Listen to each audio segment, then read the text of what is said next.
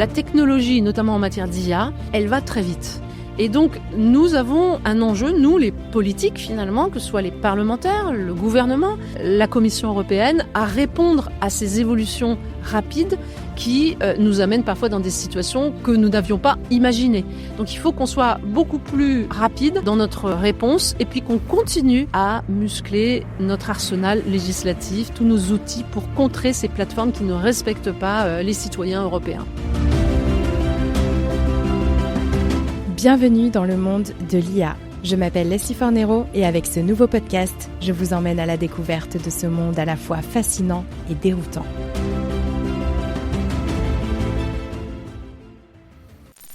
Bonjour à tous et bienvenue dans Le Monde de l'IA, le nouveau podcast qui vous emmène à la découverte des coulisses de l'intelligence artificielle. Avec ce podcast, je pars à la rencontre des acteurs de l'IA en France et pour ce premier épisode, j'ai l'immense plaisir et l'immense honneur de recevoir l'actuelle ministre déléguée chargée de l'intelligence artificielle et du numérique, Anne Le Henanff. Bonjour Madame la ministre. Bonjour. Merci d'avoir accepté cette interview et de m'accueillir dans vos bureaux ici à Bercy. Alors aujourd'hui, le numérique et l'IA sont rattachés au ministère de l'économie et des finances. Ça n'a pas toujours été le cas. Qu'est-ce que ça signifie sur la manière dont l'État perçoit ces technologies aujourd'hui ? Alors je pense que depuis 2017, le ministère de l'IA et du numérique est rattaché à Bercy parce qu'on a une approche finalement de développement économique, c'est-à-dire de développement de l'offre. On a des startups, nous avons des PME, des futurs champions européens, et l'idée c'est de les accompagner, la filière et les technologies de rupture de manière globale, le cloud, l'IA, le quantique, la cybersécurité. Donc il y a une logique, je dirais, d'accompagnement de l'offre. Ça n'a pas toujours été le cas, et en fait c'est assez logique que ce soit rattaché au ministère de l'économie, bien que à titre personnel, je pense que étant donné les enjeux que représente aujourd'hui l'IA et le numérique, c'est un objet régalien qui contribue fortement à notre autonomie stratégique, à notre souveraineté, au même titre que l'agriculture, que l'énergie. Ouais, c'est ce que j'allais vous demander. Est-ce qu'on peut imaginer un jour un ministère du numérique à part entière ? Donc vous venez de répondre. Alors, dans ce podcast dédié à l'intelligence artificielle, j'essaye de faire de la pédagogie, comme ce que je fais d'habitude dans le monde de la cyber. Et j'aime bien reprendre les bases pour comprendre de quoi on parle. Et pour commencer, j'aimerais savoir quelle est, votre vision de l'intelligence artificielle ? L'intelligence artificielle, on peut dire que, tout d'abord, c'est une révolution technologique. Finalement, elle est arrivée très vite dans nos sociétés, même si, dès 2018, le président de la République a mis en place une stratégie IA pour la France. Il n'empêche que force est de constater que c'est un chamboulement dans notre société qu'il faut accompagner.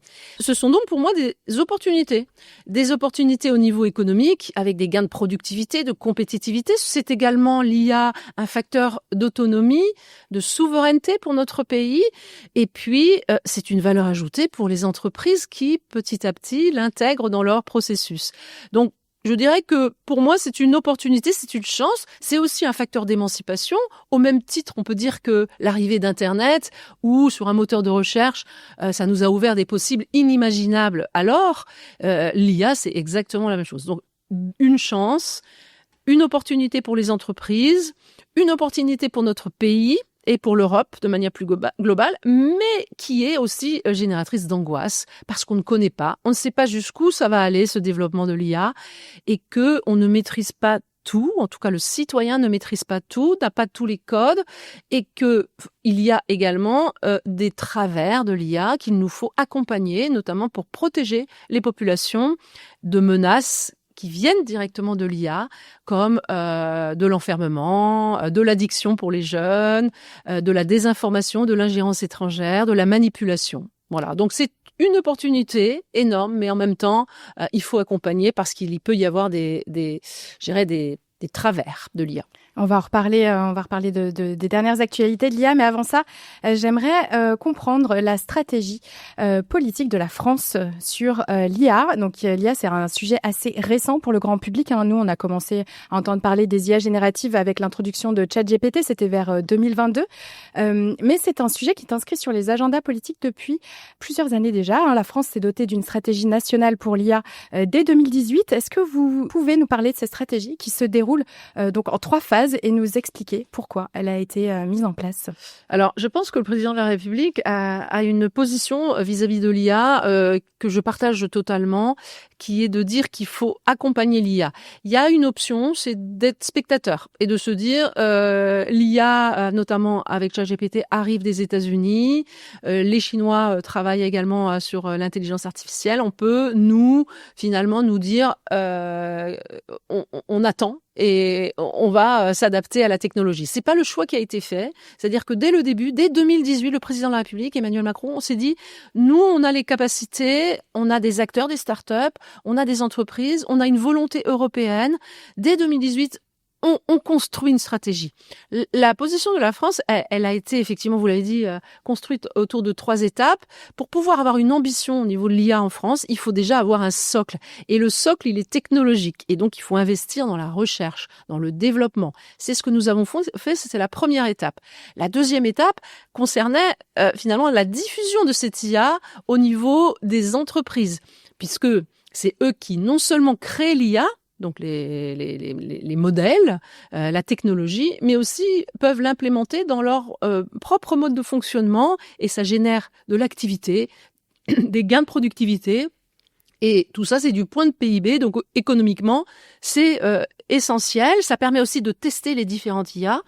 L'IA générative, une IA frugale, une IA transparente. Voilà, c'est toute cette phase un petit peu d'implémentation et de test. Et puis la troisième étape, on y est, c'est finalement l'IA pour tous et partout sur notre territoire. Alors, on parle de 109 milliards d'euros qui vont être investis en France pour l'IA pendant cette troisième phase là, de la stratégie qui vient de commencer. D'où viennent ces financements et à quoi servent-ils concrètement ? Alors, l'IA, pour fonctionner, et l'IA que nous voulons, une IA, comme j'aime dire, qui nous ressemble, une IA européenne, respectueuse des droits fondamentaux, frugale, transparente, a besoin de données.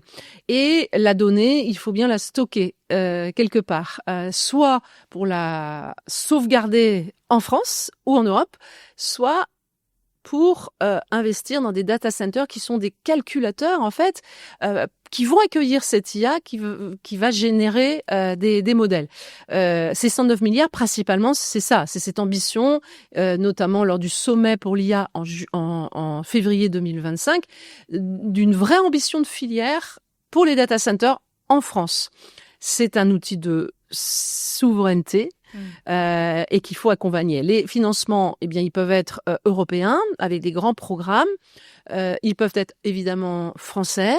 Et puis, nous accueillons également des investisseurs étrangers qui, du fait d'une énergie décarbonée, une vraie politique très forte tournée vers les data centers, une énergie disponible, des terrains aussi disponibles, fléchés pour ces data centers, des investisseurs étrangers, les Émirats arabes unis, les États-Unis et d'autres encore viennent investir dans des data centers français. Après, il faut bien sûr veiller à ce que ces data centers protègent les données des Français et soient donc souverains et cybersécurisés, évidemment.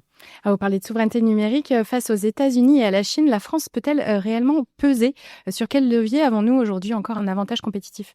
Alors, en termes d'échelle, imaginez que la France seule, voire même l'Europe, malheureusement, puisse concurrencer les investissements qui sont faits par les États-Unis ou les Chinois dans l'IA pour leur propre pays et leur propre modèle, dans les data centers, est un peu illusoire. On n'est pas dans le même niveau d'investissement. Mais malgré tout, nous avons des avantages.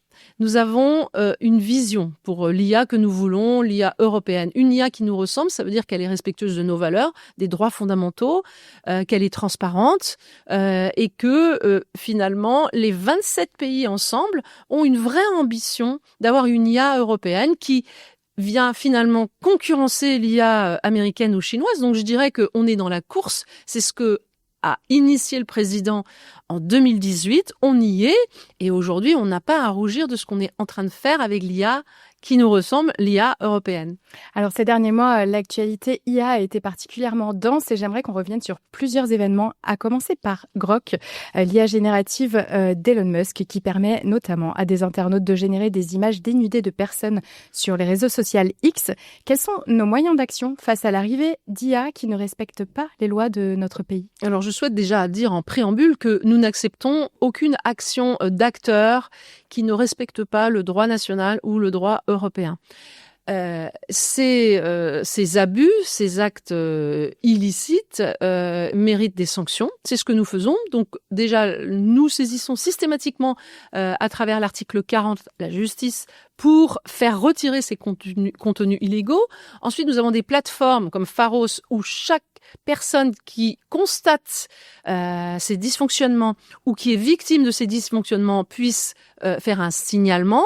On peut également faire un signalement à l'Arcom qui peut rappeler à l'opérateur ou à la plateforme ses obligations vis-à-vis du droit national ou du droit européen. Et puis ensuite, je rappelle quand même qu'on a un code pénal et que toute personne qui produit ce type de contenu illicite ou qui le relaie est passible de 3 ans d'emprisonnement et 75 000 € d'amende, ce qui n'est pas rien. Après, nous avons un deuxième échelon d'intervention qui est l'échelon européen grâce au DSA. Et le DSA a prouvé qu'il était opérant puisque la Commission européenne a sanctionné X à hauteur de 120 millions d'euros pour non-respect du droit européen et à ses obligations, notamment de transparence et de fournir les éléments de réponse à une enquête qui était en cours. Donc, je dirais qu'on a les moyens. Il faut, par contre, être assez lucide. La technologie, notamment en matière d'IA, comme les réseaux sociaux, elle va très vite. Et donc, nous avons un enjeu, nous, les politiques, finalement, que ce soit les parlementaires, le gouvernement, la Commission européenne, à répondre à ces évolutions rapides qui nous amènent parfois dans des situations que nous n'avions pas imaginées. Donc, il faut qu'on soit beaucoup plus, je dirais, rapide dans notre réponse et puis qu'on continue à muscler notre arsenal législatif, tous nos outils pour contrer ces plateformes qui ne respectent pas les citoyens européens. Alors une autre actualité qui a retenu mon attention, c'est celle sur la polémique autour du jeu vidéo Clair-Obscur, Expédition 33, qui s'est vu retirer un de ses titres de meilleur jeu de l'année à cause de son usage de l'IA générative. Une annonce qui s'est suivie d'un réel lynchage médiatique du studio Soundfall Interactive, notamment sur les réseaux sociaux. Donc l'usage de l'IA est ici perçu de manière très négative, alors qu'on nous encourage à l'utiliser dans tous les domaines. Pourquoi avons-nous le sentiment d'être trompés si l'IA est utilisée dans certains secteurs? Moi, la réflexion que je me fais quand je vois cette situation, c'est que finalement, de quoi ont besoin les citoyens? C'est de vérité et de transparence. C'est pas l'usage de l'IA qui déplaît, c'est le fait de ne pas dire que c'est fait avec de l'IA. C'est une grande différence. Et le règlement sur l'IA au niveau européen, justement, précise dans un de ses articles que les opérateurs ont obligation de signaler à leurs utilisateurs quand c'est produit par l'IA. Je pense par exemple à la musique. J'ai rencontré il n'y a pas très longtemps le patron de Deezer, qui est une magnifique entreprise française de diffusion de musique en ligne. Eh bien, ils signalent sur leur plateforme quand un morceau qui est diffusé ou qui est choisi par l'auditeur est produit par l'IA. Voilà une démarche vertueuse. Voilà qui rassure le consommateur, voilà qui rassure le citoyen. Et c'est ce vers quoi on doit tendre et c'est la vision que nous avons, nous, Européens et nous, Français, de l'IA. Il faut l'indiquer. Parce que, eh bien, évidemment, il y a aussi des enjeux d'ayant droit culturel, de musiciens, de producteurs de contenu qu'il faut respecter également. Est-ce que l'idée, ce serait pas plutôt d'avoir un marqueur réalisé sans l'aide de l'IA, là où tout le monde utilise l'IA aujourd'hui ou va l'utiliser à grande échelle? L'IA, c'est une évolution technologique, un usage qui dorénavant fait partie de notre quotidien.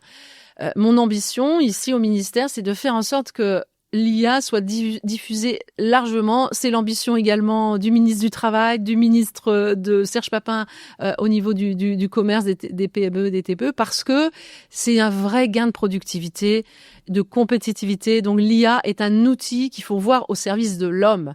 Et donc oui à l'IA, mais pas n'importe comment. Et surtout, il faut jamais oublier que c'est un outil et que au niveau du travail, le gain que va nous permettre de générer l'IA, le gain de productivité, le gain de temps, l'allègement des tâches administratives, bien, il faut le voir de manière globale dans une entreprise et ça permettra à l'humain, aux salariés, de réaffecter ces personnes vers d'autres travaux plus valorisants pour eux intellectuellement.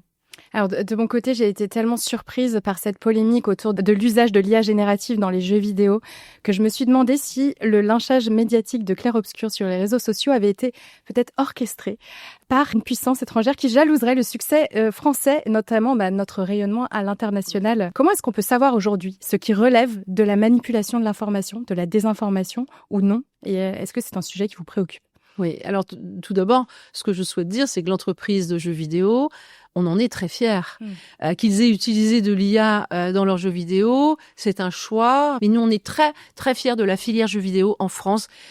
Et donc, on les soutient évidemment totalement. Et je les soutiens totalement. Maintenant, il est clair que la France est une cible.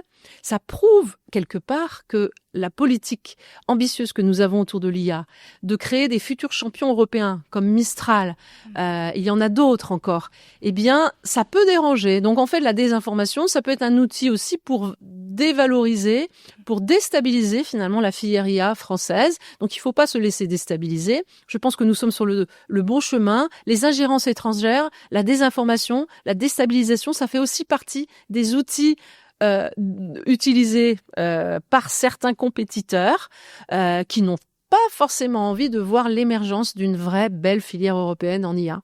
Alors, un dernier sujet d'actualité que je voulais évoquer avec vous, c'est l'alerte lancée par la DGSI sur l'usage professionnel de l'IA.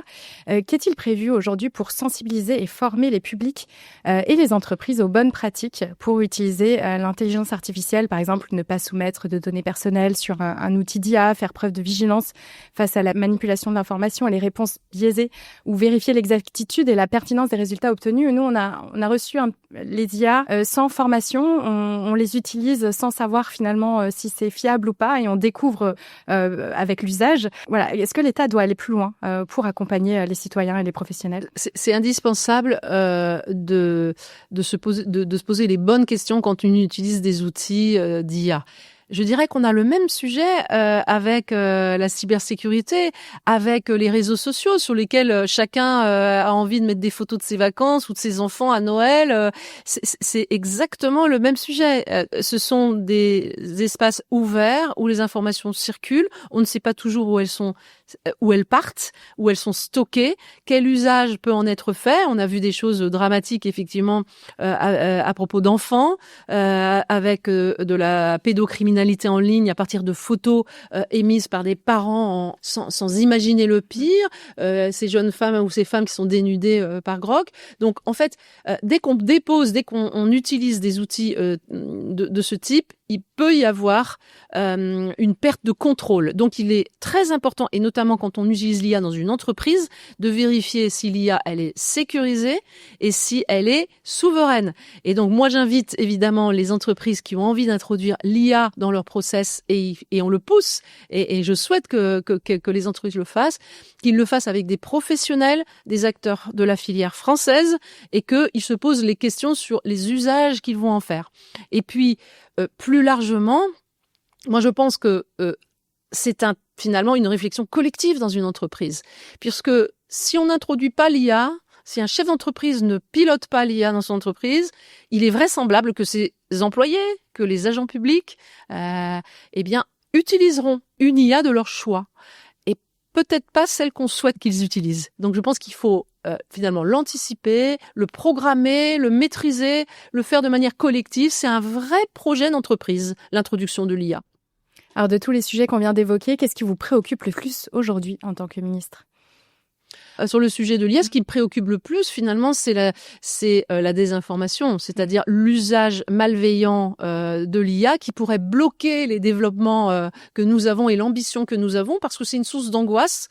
Et finalement, ma préoccupation, c'est de innover, oui, mais aussi de protéger. Et mon rôle, en tant que ministre délégué en charge de l'IA et du numérique, c'est de protéger les citoyens. Donc, à la fois, il faut trouver ce juste équilibre entre innovation et protection. Donc, ma préoccupation première, ce serait oui au développement, oui à la productivité, à la compétitivité, mais pas au détriment ni de la jeunesse française, ni finalement des droits des citoyens. Alors pour finir, j'aimerais évoquer la place des femmes dans les métiers de l'IA. Nous sommes aujourd'hui 2 femmes qui s'entretiennent sur un sujet perçu comme masculin, le sujet de la tech en général. Redonner une place aux femmes dans les métiers de la tech, est-ce une priorité pour vous ? C'est essentiel. C'est une de mes priorités depuis des années et des années. Je suis moi-même marraine de 2 cadettes de la cyber. Et c'est essentiel pour plusieurs raisons. C'est que d'abord, les femmes s'autocensurent et ce n'est pas justifié. Donc il faut qu'on arrive à casser cette période un peu pivot de l'entrée dans l'adolescence qui fait que elles n'ont pas confiance et elles se disent c'est pas pour moi, c'est dur, j'arriverai pas. Donc l'autocensure, déjà ça. Et ça, mon collègue ministre à l'Éducation nationale, il est vraiment sur cette ambition-là. Et ça, si je peux le soutenir, évidemment, je le ferai avec force. Ensuite, la deuxième raison, c'est qu'il y a tous les métiers dans les filières de la tech. Dans l'IA, dans la cybersécurité que vous connaissez bien, dans le quantique à venir, ce sont des filières industrielles. Donc, au même titre que n'importe quelle filière industrielle, prenons l'automobile, par exemple, il y a tous les métiers. On ne demande pas aux femmes d'être toutes des ingénieurs en IA. Ou en cybersécurité. Donc, elles peuvent trouver des métiers de chef de projet, donc juriste, des tas et des tas de métiers. Donc déjà, il faut pas s'enfermer et se faire une idée finalement très restrictive de ces filières. Et puis enfin, et c'est peut-être l'essentiel, c'est qu'on manque de 40 000 ingénieurs. On a besoin d'elles. Nous avons besoin des femmes. Et qu'il est prouvé qu'une équipe mixte, elle est beaucoup plus performante qu'une équipe ou 100% féminine ou 100% masculine. Donc, il faut absolument qu'elles viennent parce qu'elles vont, trouver des emplois qui vont leur plaire et puis que surtout, elles vont contribuer finalement aussi à l'autonomie et à la politique des transitions que la France doit opérer dans des tas et des tas de secteurs technologiques et industriels. Je ne peux qu'approuver votre message. Alors, l'épisode touche à sa fin. Avant de conclure, j'ai encore 2 petites questions pour vous. Quels sont les rendez-vous incontournables de l'IA en 2026 à ne pas manquer ? 2026, c'est l'année de l'IA. C'est l'année de l'IA. D'abord, nous fêtons l'anniversaire du sommet en février, du sommet sur l'IA qui a eu lieu à Paris en février 2025. Nous avons également le pendant ou la continuité de ce sommet fantastique qui a eu lieu à Paris en février en Inde. L'Inde accueille le sommet pour l'IA. Nous avons évidemment un rôle majeur, nous Français, à jouer à leur côté. Nous avons aussi Vivatech en juin où on parlera IA évidemment. Oser l'IA, c'est l'anniversaire de Oser l'IA avec des cas d'usage justement d'IA dans les entreprises. J'espère que là, on aura l'occasion de partager ça avec tous les chefs d'entreprise. Et puis, la France est présidente du G7 en 2026.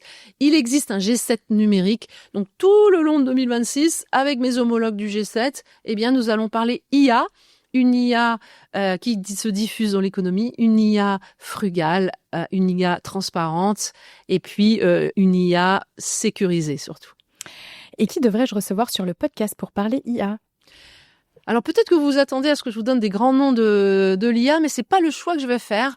Si j'avais peut-être un conseil à vous donner, c'est que finalement, comme on a envie que l'IA se diffuse sur le territoire, partout, pour tous, eh bien moi, j'irais voir un artisan qui a introduit l'IA, un chef de PME ou d'ETI qui a introduit l'IA et le patron d'un grand groupe qui a introduit l'IA dans sa société. Donc j'irais vraiment sur des cas d'usage très concrets pour donner envie aux chefs d'entreprise d'utiliser l'IA.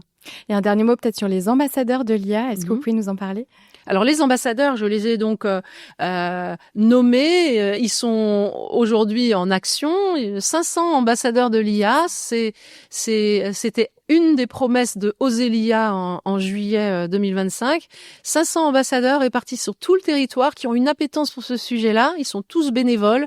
Ils sont répartis dans tous les départements de France et ils sont le lien finalement entre nous, avec cette ambition nationale de faire de la France un pays vraiment moteur en Europe sur l'IA et même au niveau mondial, et puis les territoires avec les collectivités locales, avec les associations, avec les chambres des métiers, les chambres de commerce et les entreprises elles-mêmes.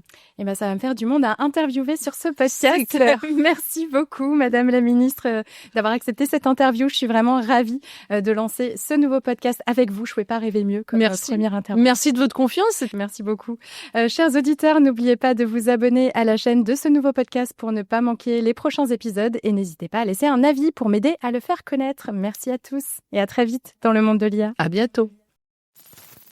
Merci à tous d'avoir suivi cet épisode du monde de la cyber. Si vous êtes arrivés jusqu'ici, c'est que vous commencez à bien accrocher à ce podcast. Alors si vous voulez découvrir les coulisses et être au courant de toutes les actus, je vous donne rendez-vous sur notre compte Instagram, le monde de la cyber. Et n'hésitez pas aussi à vous abonner au podcast et à me laisser un petit commentaire sur Spotify ou Apple Podcast. Ça m'aide beaucoup à faire grandir le projet et ça me fait super plaisir de lire tous vos petits messages. Merci à vous et à très vite dans le monde de la cyber.